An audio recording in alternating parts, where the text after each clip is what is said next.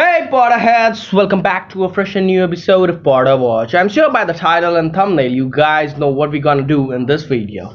But before going, I just want to say that I was not into making a video on this very topic, cause there are a hell lot of theories on this matter already, and they are just fabulous. So I respect all the pre-existing theory, and I just want my theory to be in the race too. Let's do this. Let's roll the intro and hit the video.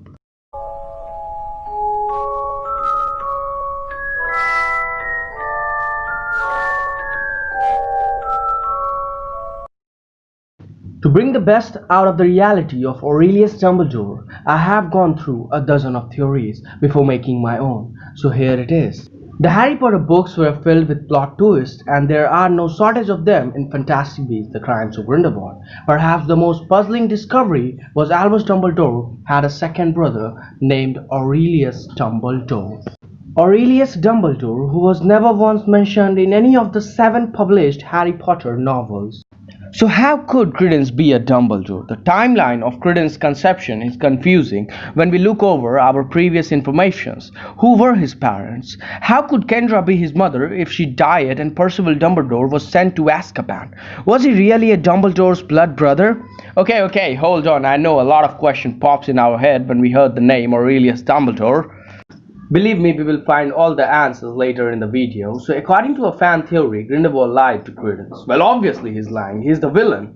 However, if Grindelwald lied, what was the point of it all then?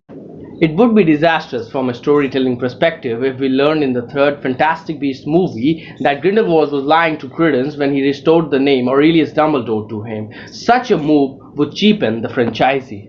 Therefore, I don't think that Grindelwald was being entirely dishonest with Credence in the Crimes of Grindelwald. I certainly don't think he was being entirely truthful either.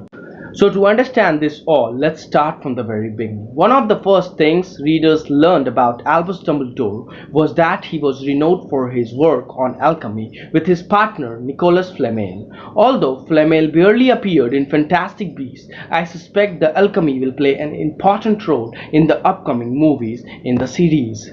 Now let's look at this quote of Dumbledore. If Credence has a real brother or sister out there who can take its place, he might yet be saved. He won't need to bring Credence before Grindelwald gets him. We know Dumbledore is not a kind of person who throws caution to the wind. I mean, he can't be just like, bring Credence and we will see what we can do. Instead, what if he already knew the real brother, or he was the real brother?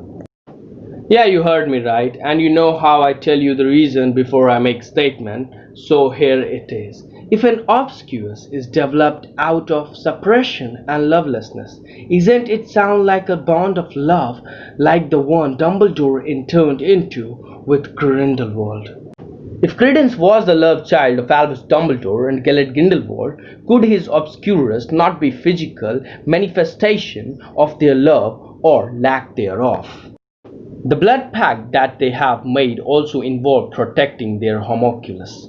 Dumbledore tells Newt in the Crimes of Grindelwald that an obscurus grows in the absence of love. What if Credence's obscurus is symbolic of the love that was lost between Dumbledore and Grindelwald after Ariana died? Consider Grindelwald's choice of word when he tells Credence that Dumbledore ought to destroy him. You have suffered the most heinous of betrayals, most purposely bestowed upon you by your own blood, your own flesh and blood.